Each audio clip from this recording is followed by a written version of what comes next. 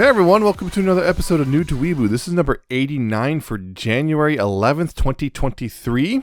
I am Nemesis and I am joined by Alcatraz. Hello. And yes, it is a brand new year.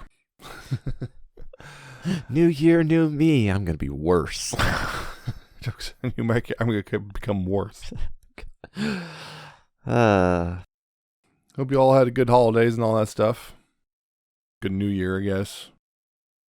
In the world of anime, of course, new season is upon us. Things are starting to air. as they do. Yeah. I know it's a lot of isekai again. God, I'm so sick of the isekai trend. It's isekais, video games, and isekaiing into video games. It's just, it just keeps going. Fantasy isekai. And, It just keeps That's the going. big thing, because in part because it's escapism. Easy. It's easy to latch into that. It's just part of it was just light novels. The isekai light novels became popular, and then all those are becoming adapted in anime because they're popular, and so on and so forth. And they remain popular because it's just a good way to just get away from your crap job and your crap life with your tiny little apartment and no friends and no girlfriends or boyfriends or anything, because you can't even afford any of that. yeah. Anyway, getting away from that nihilistic stuff. Get out of that depressive pit. Not beyond that, not really a whole lot. Just I know that like they recently with the Love Live, they announced that they showed off that Yu's going to be your own character now in the new game. I think there's a couple other things like they like so just concert announcements and whatnot. I don't think they've really announced anything beyond that. I think there was a trailer for I think there was a new trailer for the new VTuber thing they're doing with the Love Live. VTubers. Oh yeah, Rina had her own. Rina from Ninjagaseki, she had a set of VTuber videos that popped up. They were using the model from one of the mobile games because it's a Unity model, so that's easy to use. Yeah, so you already got most of the models. They got the model, so yeah, they used it. But yeah, so we'll see. I guess they're experimenting to see what they could do really, and Rina's probably the best choice considering who she is. Although it's funny enough in the game, Yumu was a VTuber temporarily. Yeah, you may have to do some re-rigging to make it work with the VTuber software and to get it all to line up right. And but they did it. I watched at least one of them. I didn't get to watch the other two because they weren't out yet at the time. Yeah. Anyway, we're not here to talk about that stuff. We're here to talk about, well, since it's new year, well, new game. The anime, yes, new game based on the manga of the same name. So, well, this is about, well, game development in a sense, to a degree. Yep. Yeah. It's more or less about the people behind the game development, if anything. Yep. But let's see. Yeah, like I said, it's based on a manga. The manga's actually ended last year, or actually, no, 2 years ago, I guess, because it ended in 2021, late 2021. But and the anime itself ran from 2016 to 2017, so that the anime is at this point about coming up on 6 years old.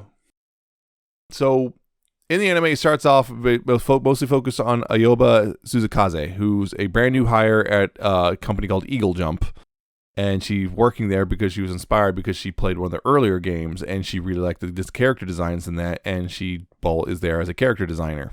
Aspiring.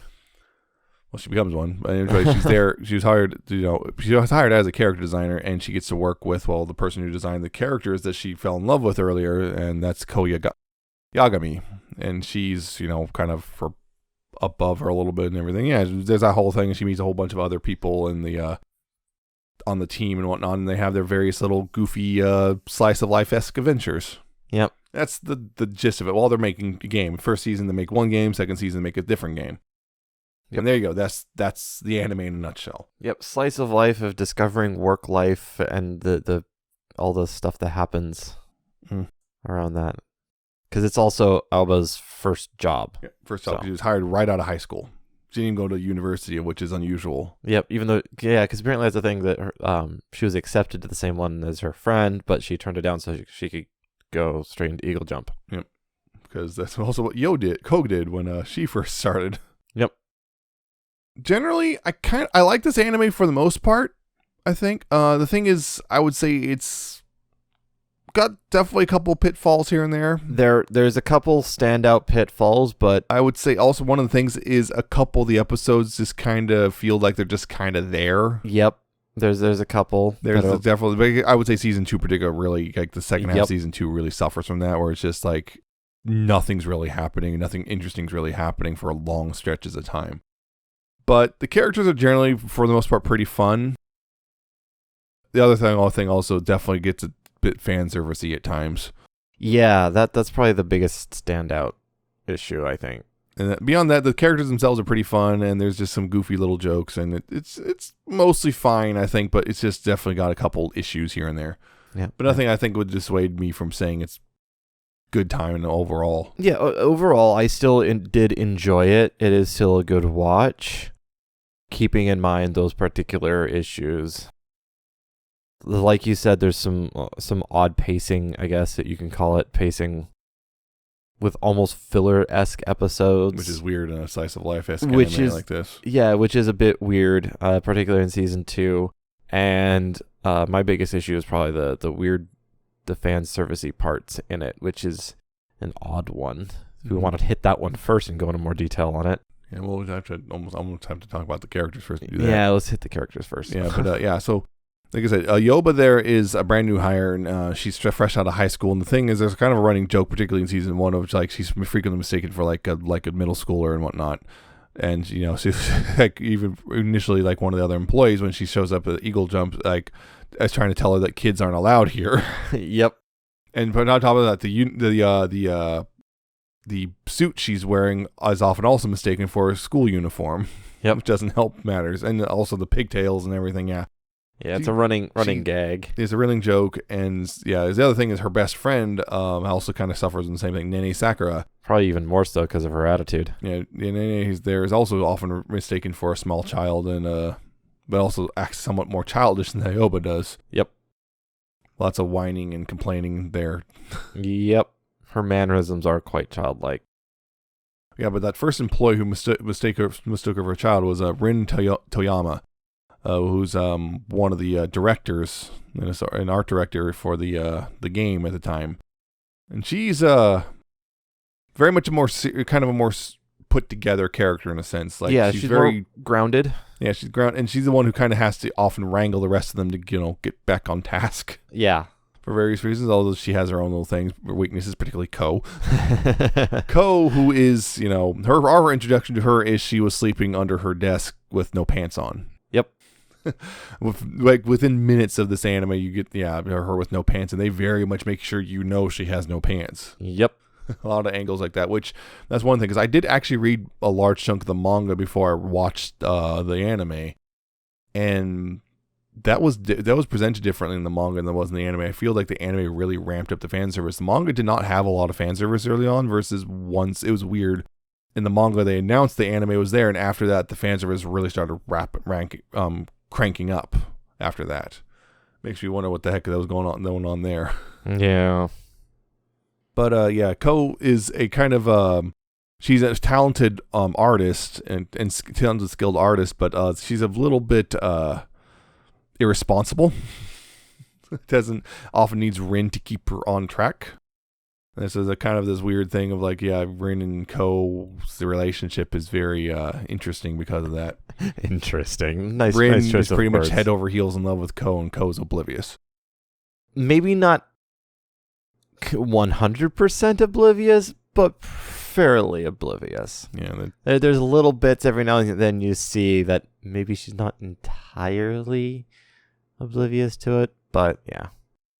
Yoba meets some of the rest of the art team. There's Hifume Takimoto, who's very, very shy. Very shy. Can barely even speak 2 words, and has a hard time making eye contact. And eventually, she has to resort to basically chats. Like going to the chat room or texting or whatever to really communicate. Where she's very verbal, very expressive and emotive, and everything there. Too real. And also, she's a secret cosplayer. Yep. But she's too embarrassed to actually tell people that. Yep, she can only do it as long as no one knows it's actually her. And there's also Yoon Ijima, who's also kind of very similar to Aoba and just like body typing and whatnot. Bit older, but also design monsters and whatnot. Takes care of her siblings, and bit more serious, and also kind of weirdly worried about her weight, which is also, I think, a minor problem. That weird, oh no, I'm getting fat. No, you're not. At least in this case, not as much as they should, but they do have characters, tell her that no, you're not. Yeah, they should probably have done that more often. Yeah. So that's a constant thing. She also tends to be a bit kind of get into the gothic clothing a little bit. A little bit. Light gothic. Yep. Then there's the other one who's kind of part of the art team, but not really, because she's actually part of the motion team. She's adopted by them. She was kind of moved over here because they ran out of room in the other department, which is Hajime Shinoda, who's also she's the kind of girl, she's the tomboy. She's the one who normally in a lot of anime be the very sporty one who's not really knows nothing about any of this, but turns out she's actually a huge otaku dork. Yep. Yep. Hajime's great. Yeah, she has like toys at her desk and like a dork, and also likes things like Sentai and whatnot. Like a dork.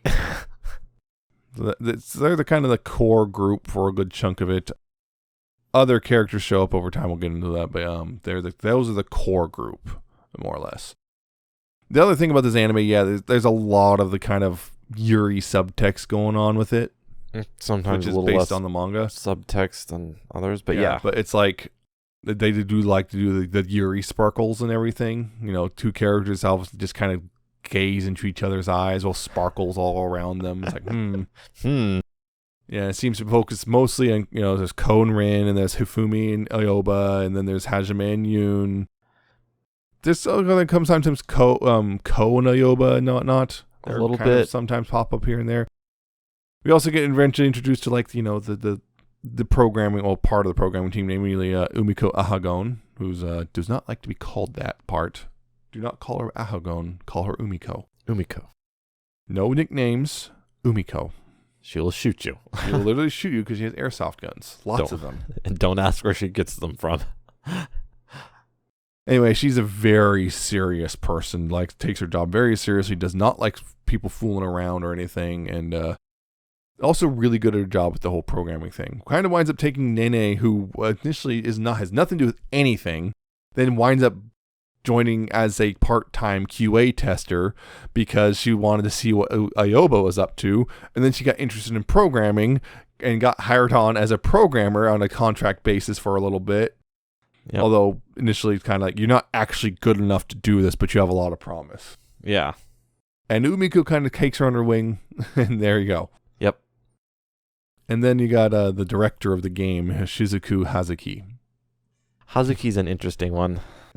She's essentially an old horny lesbian. Basically. And she uses the fact that she's a director basically handpick her team. She'll, of course, deny that officially that she intentionally made a all-female game development team, but the reality is she absolutely did that intentionally because, she wants to look at cute girls all day.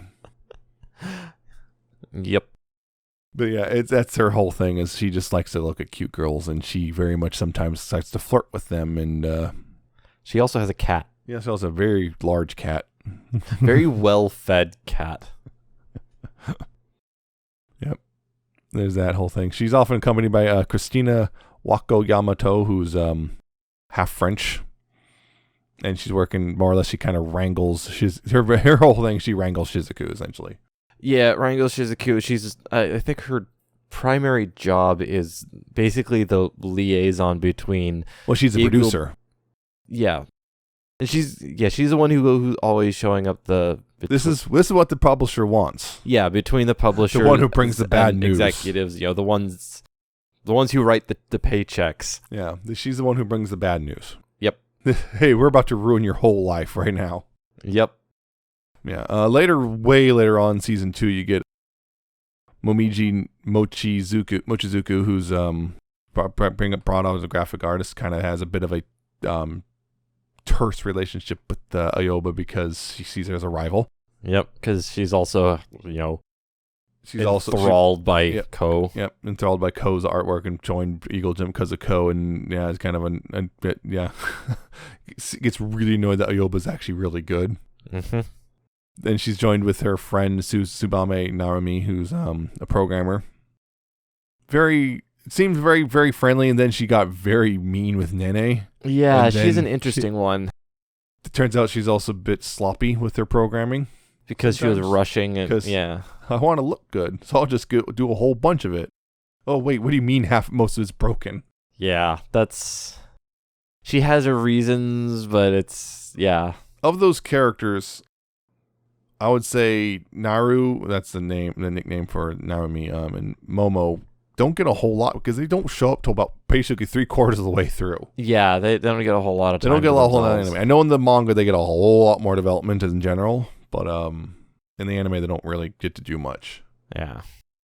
Yeah. So the thing there is, a lot of these character designs are got some stuff like Hajame's constantly bouncing around because she's also wearing like tank tops and whatnot. So she's constantly bouncing around because of course she is. Of course she Fume's is. also sometimes bounce around, but not as much. Yeah, so of course you got the typical jealousy and all that become there. Ko again, pantsless. It's in some ways not as bad as you might think, but otherwise in other ways worse than you'd think. Right. So when it first happened, so I guess we'll talk about that one now. Literally one of the first things you see, like you mentioned, she walks in and bam, there she is sleeping pantsless. Mm. And it's like, okay, this is what we're doing. But then through the first season, it tones it down and doesn't do that much. I mean, every now and then, but it doesn't really, it's there, but it's not horrible. Right. But Then season two, they basically, in the first episode of season 2, they reference it. Mm-hmm. Way worse. It's like they spend a whole bunch of time just really in-depth close-ups on. It's like, what the heck? Why are we doing this even harder now? Yeah, and then also we get a scene where it's just at Momo's house where she's just shirtless. Yeah, it's just with Naru kind of getting on her case for being shirtless. Yeah. What you don't know also is in the manga, as there's becomes a running joke later on with, of course, Momo, because one of the things about Momo, she eats a lot. A lot. She likes to eat. Yep, and there becomes a running joke later on in the manga, if I remember correctly, where there's a whole joke about where all the weight goes. Where's all that food going? Where's all the weight going? Oh, right to one spot specifically. Yeah. Because lots of jokes about her getting bigger again. Yep. That's in the manga, though not so much in the anime. Anime doesn't really get that far enough for that to happen. It doesn't get that far. Yeah, those characters are also introduced, I remember, in the manga post-anime announcement, so that's I can't help but feel like those characters are kind of a little tainted by the anime, in a sense. Tainted in a way. It's a weird word, because again, it's like the manga had like no real fan service until post-anime announcement, so it makes me wonder what in the world the author was thinking. Yeah. Like, do I have to do, now it's popular, so now I have to do fan service? That, and then combined with the ramping up of fan service between the seasons. Because, I mean, it was there a bit in season 1, but it did definitely ramp up for season 2 in fan service. Yeah. One of those almost filler-esque episodes, episode 8 in season 2, the whole maid cafe thing. Yep, that was interesting. It was just like, this episode was entirely pointless and pure made fan service. That's all it was. It's just like, I mean, got a little bit into Hazuki's mindset. Yeah. You know, there was a whole joke there, of course, because Hajime was also being John maid, and there's some dialogue, and she gets to be all smug about her size compared to everyone else. Aoyama. Yeah. Beyond that, so the whole part of the thing was season 1. It's Aoyama coming in late in development on their new game Fairy Story 3, which is, she was inspired by Fairy Story 1. That's the whole thing, and she gets to jump in, and she got to design a couple characters and model them and all that. Jump in, because it's Eagle Jump. Yes, I know. But yeah, so she gets in kind of late, so she didn't get to do a whole lot for the first game. But she did part of it, and she actually modeled a fairly major, designed and modeled a fairly major character in it. Although she also got to learn that, hey, by the way, you can't just ignore the errors that it throws at you, as Umiko very much pointed out to her. Yep. Of course, Umiko is a little bit more lenient towards her because, oh, no one taught you. No one actually told you. I know who's at fault here. The Time to get the gun. One. Yep. Yep.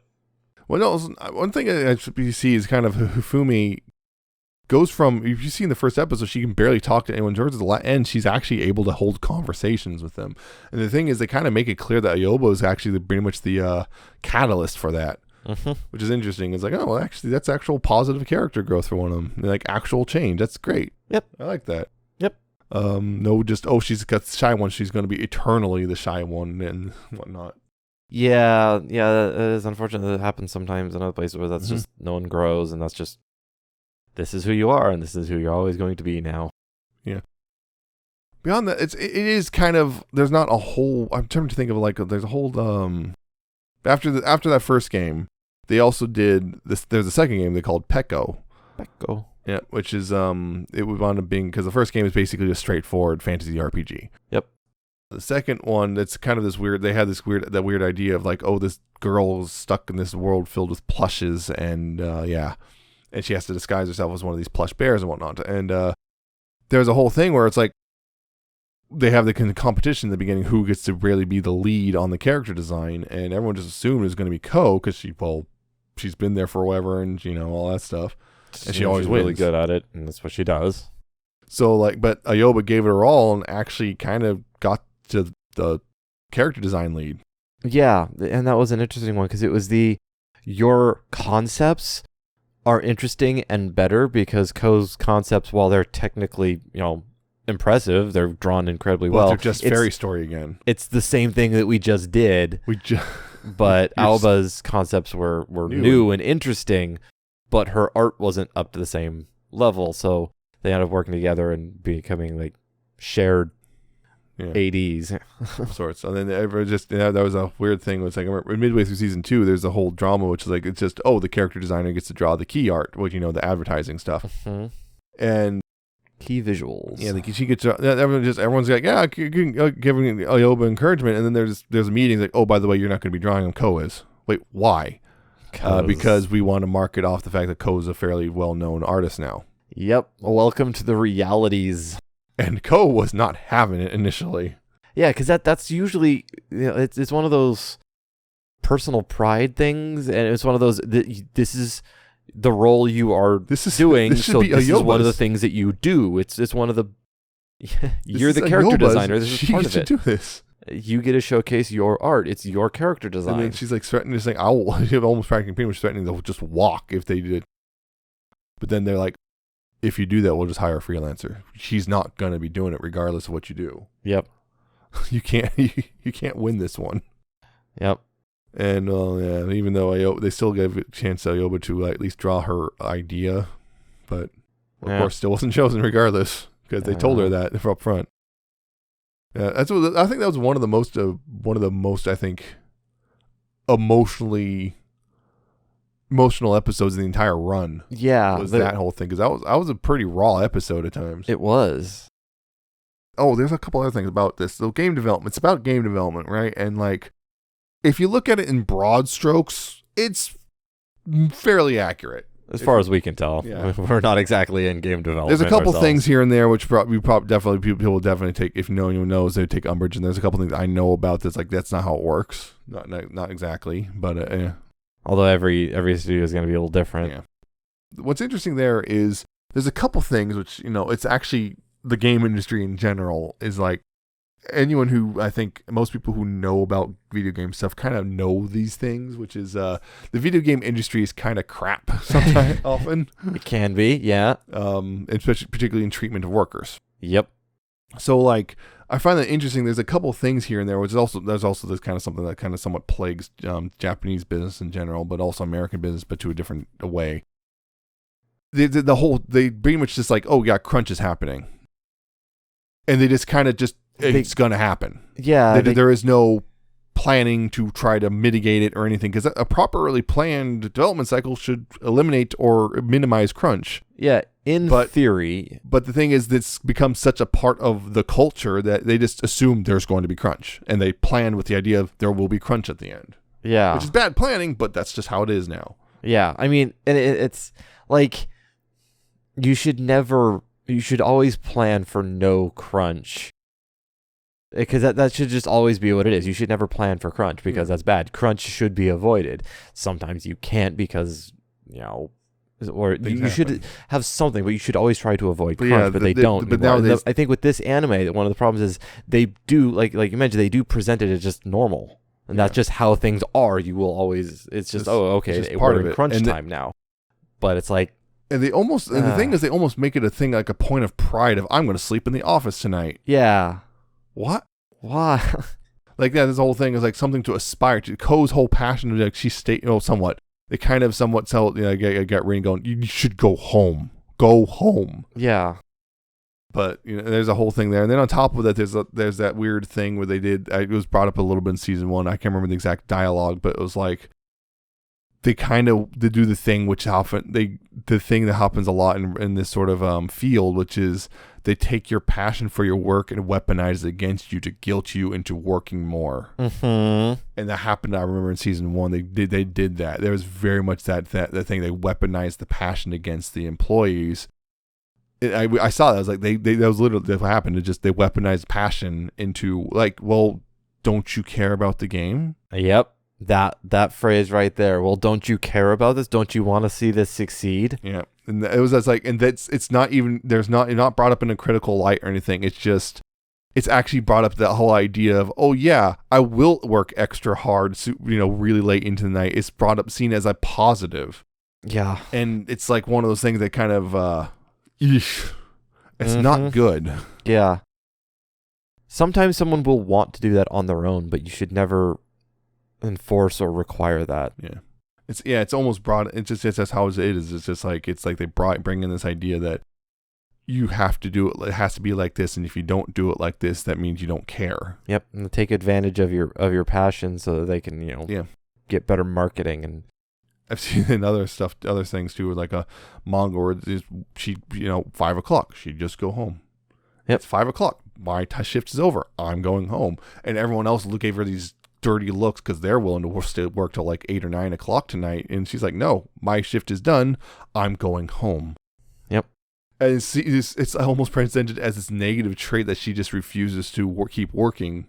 Yeah, I remember years and years ago, I'm a programmer. I like programming.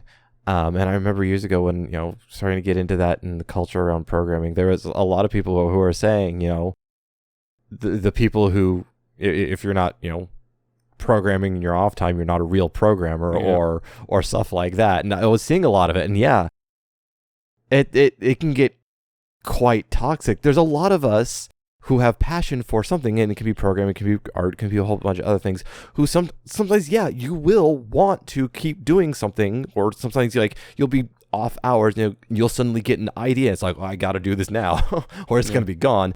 But taking that passion for doing something and then turning it against you has just become a massive problem. Yeah. Every now and then on your own, doing it on your terms is one thing, but the company should never be using it against you. Mm-hmm. And that's the whole thing there. It's just, Speaking of, I was wondering about this because I've always had that in the back of my head when I watched this because of what do you think of Umiko in particular? Umiko, yeah, I remember you mentioning that you're curious about a particular character. You didn't say anything else, so I was wondering which one you were talking about, and I was fairly certain it was going to be Umiko. Umiko is an interesting one. Her super serious programming thing. She is an interesting character, though I don't feel quite as drawn to her for programming as you might think I would have. Because her focus is less about the programming side of it, but just her serious and her airsoft. Mm-hmm. She really likes airsoft and guns and whatnot. And she's definitely an interesting character. I do like her. One thing I like about her is just like she keeps awkwardly trying to get people to go with airsofting with her. Yeah. Umiko is interesting in that she is super, super serious. But if you can get past that first, that outer layer, mm-hmm. If you can get her into one of her other passions, one, she won't shut up about them, mm-hmm. and she's not as hard as a person as she appears. She's like super serious and strict and such like that, but down deep, she's not, she's not hard all the way through. She's got a soft heart. She's got a heart down there. Yeah. You just got to get to it. You got to get past the outer shell. Yeah. It's the reason why she took Nene under her wing, and you see that every now and then where she actually starts to smile mm-hmm. and things like that. Or apparently when you get her drunk. You're drunk, yeah. Because we actually haven't talked about the OVA yet. Yeah, the OVA exists. Because it was completely pointless. Well, it's an OVA. It's kind of the whole idea. Yeah. OVA has to be something that you don't need to watch because there's a lot of people who only watch it on TV. and they're not going to buy the Blu-ray or whatever. Yep, and you definitely don't need to, and it's just like pure fan service. It's just they went to a ski resort and they also got into a hot spring. There you go. Yeah, and pretty much like almost half of it was just them naked in a hot spring. Naked in a hot spring. If you just really need to see that, which let's be real, there are better sources if you want to see that sort of thing. I will say at least they technically are all adults. Yeah, that's the thing. That's actually one that one mentioned is the refreshing thing that everyone here is an adult. Everyone is technically an adult. The youngest person I think is 19. I think we have 2 19-year-olds. Aoba by the end, yeah. They started off Momiji. I think they started Nene and Aoba are 18 at the very beginning, and then they become 19 by season 2. Mhm. So they're all technically adults. I don't want to keep throwing on technically that is an adult. I know it is, but but every time you get that, they're 18 in an anime where they're getting a bit fan service, it always feels like they're really pushing it and trying to tread that line really hard. And also, the other thing was I know Umiko has a very interesting relationship with Hazuki. Maybe Hazuki keeps changing stuff, and Umiko doesn't like that. Well, no, you never want people change changing the specs on you, because when it comes to programming and stuff like that, great. Now we have to throw out like 3 weeks worth of work and have another 3 weeks worth or more or whatnot suddenly at the last minute. That was the whole thing. Reality, though. Sometimes the problem was sometimes, and that's actually why Umiko later on with the whole head flicking thing isn't I'm not doing this to make you stop changing the specs. I'm doing this to make you understand what it means when the specs change, so you don't just do it willy-nilly.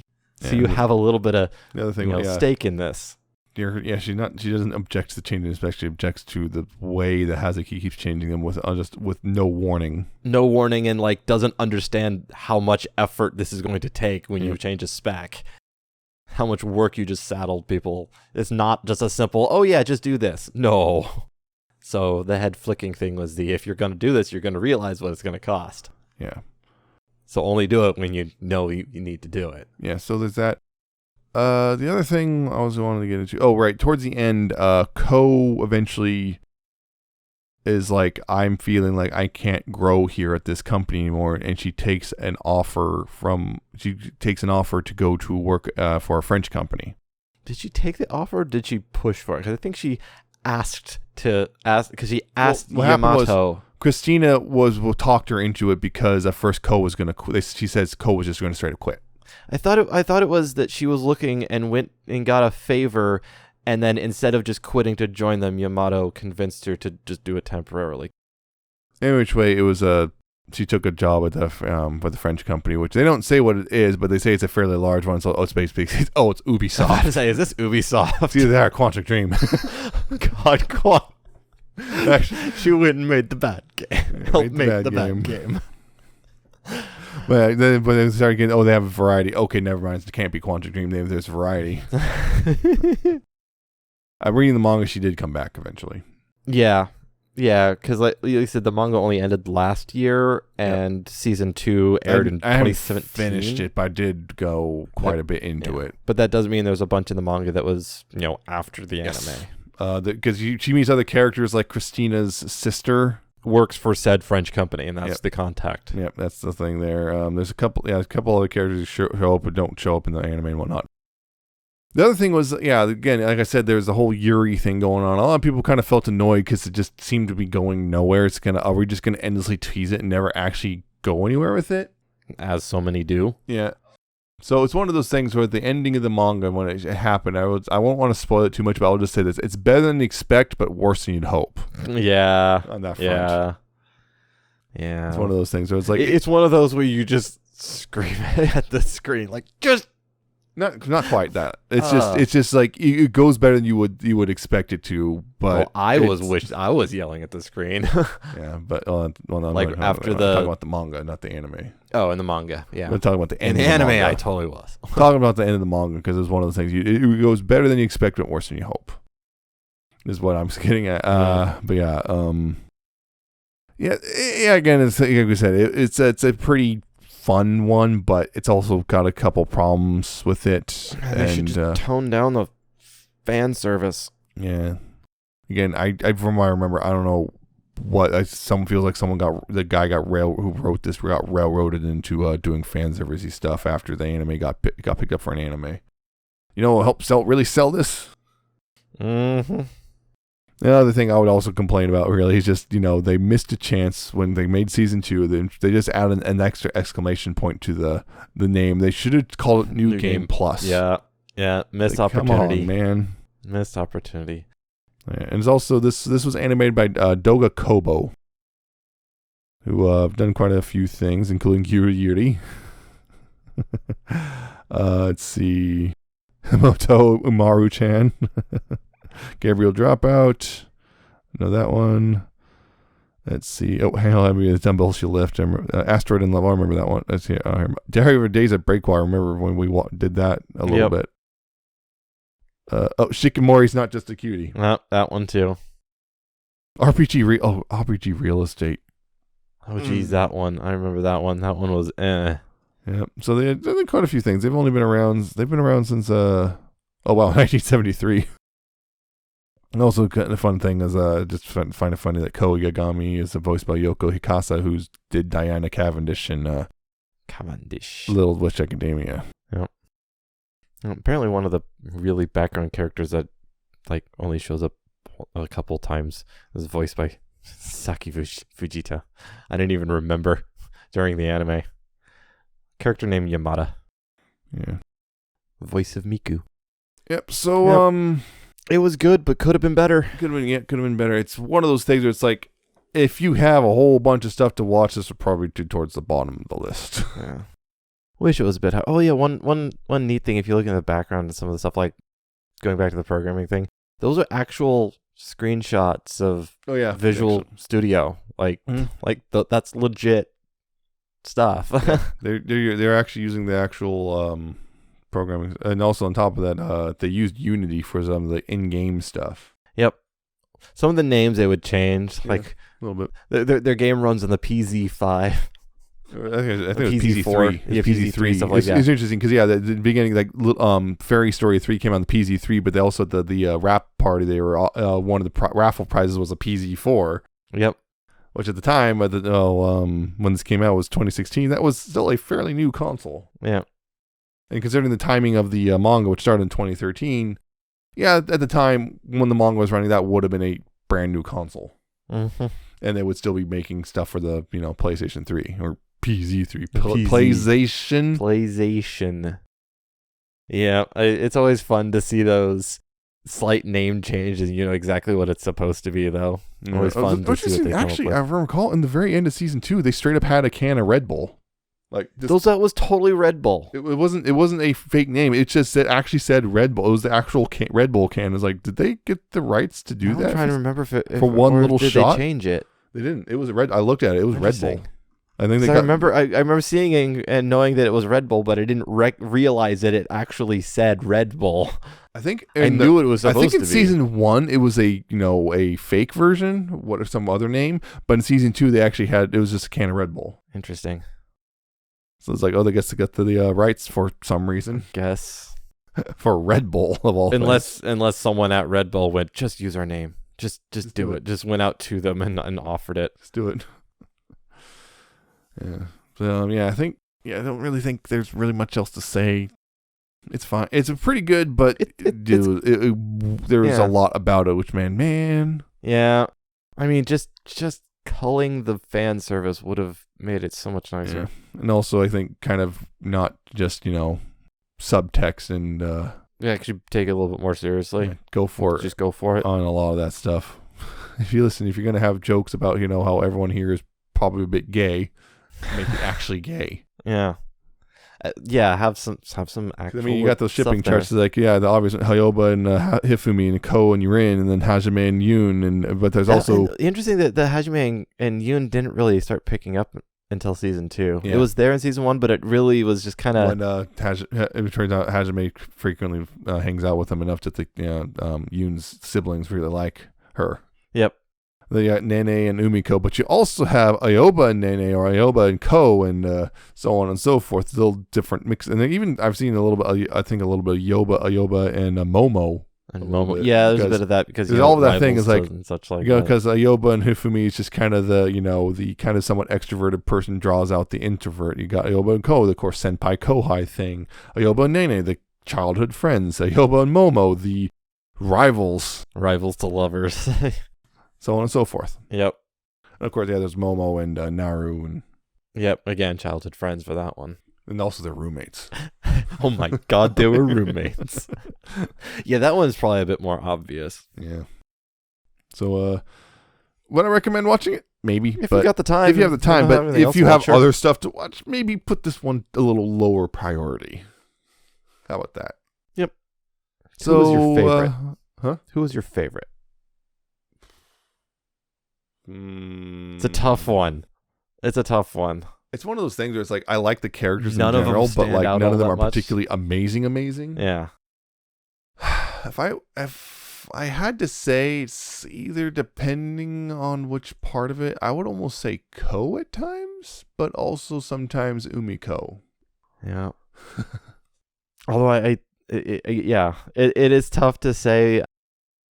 Although I do. I mean, because there's the whole thing with they had the whole thing about Ayoba has a bit of a devilish streak, but like they didn't really use it that much. Except for the OVA was like the most blatant of it. Yeah, the OVA brought that one out the most. Because for the most part, they kept talking about it. And see, she kind of, her devilish streak was kind of mild, if anything, for most of it. That was the one where it's like, girl, you got some darkness in you, don't you? Darkness in you, which I guess is played up a little bit in season 2. Yeah, a little bit. Because that's how you hide is your character cuts open one of the fleshies and lives in its skin.